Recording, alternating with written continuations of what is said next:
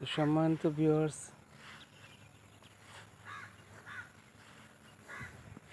কোরবানি করলেন সবাই। কোরবানির ফলাফলটা এখন আপনাদেরকে ঈদের দিন জানানো হয়েছে, কালকে জানানো হয়েছে। কালকে ঈদগাহের মাঠে এমন টাইমে অনেকে নামাজের আগে, কেউ নামাজের পরে, যার এলাকায় যখনই নামাজের সময় হয়েছে, নামাজের আধা ঘন্টা আগে থেকে কোরবানির বিষয়বস্তু আপনাদেরকে জানানো হয়েছে। কোরবানির বিষয়বস্তু আপনারা জানছেন, কোরবানি করছেন, কিন্তু ফলাফলটা কেউ জানছেন, সবাই জানছেন, কেউ মনে রাখতে পারছেন, কেউ পারেন নাই। যে আপনারা যারা যারা কোরবানি করছেন তাদেরকে ফলাফল আমি এখনও বলি যে ফলাফল হলো কেউ গরু কোরবানি করছেন, কেউ উট, কেউ দুম্বা, কেউ ভেড়া, কেউ ছাগল ইত্যাদি ইত্যাদি। এই সমস্ত কোরবানি যারা করছেন, তো কোরবানির বিষয়টা হলো আবার আগামীতে আল্লাহ যদি হায়াতে বাঁচা রাখে ইনশাআল্লাহ কোরবানি করবেন। আমি ইনশাআল্লাহ আপনাদের মতো নিয়ত আছি, যদি আল্লাহ তাআলা আমার তৌফিক দেয় ইনশাআল্লাহ আমিও করব, যদি আল্লাহ তাআলা আমাকে কবুল করে। তো কোরবানির ফলাফলটা এমন, এক নম্বরে তার হতে হবে সৎ ইনকাম। সৎ ইনকাম যেমন সৎ পথে আয় করতেছেন, সৎ পথে আয় করলে 7.5 তোলা স্বর্ণ এবং 52.5 তোলা রূপা, এই পরিমাণ অর্থ কারোর যদি জমা থাকে হাতে বা ব্যাংকে, সব কিছু খরচ করার পরে এই জায়গায় ঋণ থাকা যাবে না। সব কিছু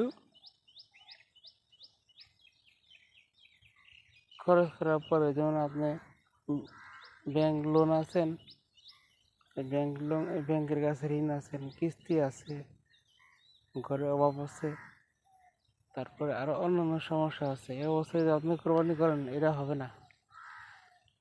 কারণ মানুষের ঋণ আগে পরিশোধ করেন, ব্যাংকের ঋণ, কিস্তির ঋণ, এটা সেটা, এই সমস্ত ঋণ পরিশোধ করার পরে যদি দেখেন যে ঘরের সব কিছু ঠিকঠাক করার পরে আপনি কোরবানি করার উপযুক্ত হয়েছেন, তখন আপনি কোরবানি করতে পারবেন। বিষয় হলো কোরবানি করতে পারবেন হলো এই সমস্ত অর্থ যার হাতে আছে তারাই। 7.5 তোলা স্বর্ণ অথবা 52.5 তোলা রূপা যার হাতে আছে বা ব্যাংকে অ্যাকাউন্টের মাধ্যমে আছে, সে কোরবানি করতে পারবেন। তারপর কোরবানি করা ওয়াজিব, করতে হবে।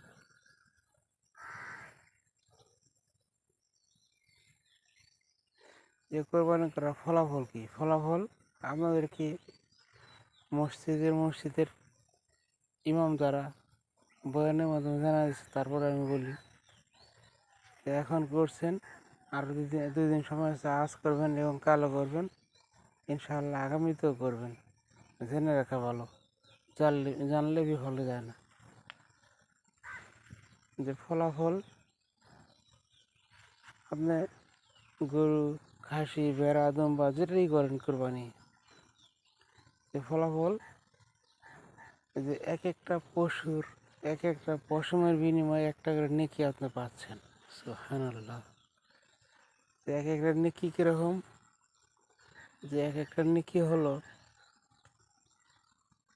যে সৌদি আরবের উহুদ পাহাড়, মোটামুটি ভালো একটা বিশাল পাহাড়, যারা হজ করতে গেছে হাজিদের মুখে জানা যাবে যে উহুদ পাহাড়টা কত বড়। সেই উহুদ পাহাড়কে যদি স্বর্ণে পরিপূর্ণ করে দেওয়া হতো, এই স্বর্ণের দাম যেমন সেই সময় একটা নেকির দাম। সুবহানাল্লাহ। ওই উহুদ পাহাড়ের পরিমাণে একটা নেকির দাম। যে উহুদ পাহাড়টা কত টন ওজন, এটা একমাত্র আল্লাহ জানে ভালো। তো উহুদ পাহাড়টা যত টন ওজন হবে, সে ওজন বরাবর যদি সেই ওজন বরাবর এই পাহাড়টা স্বর্ণের হইতো, কারণ বর্তমানে স্বর্ণের ভরি কত, 2 লাখ বা তার উপরে।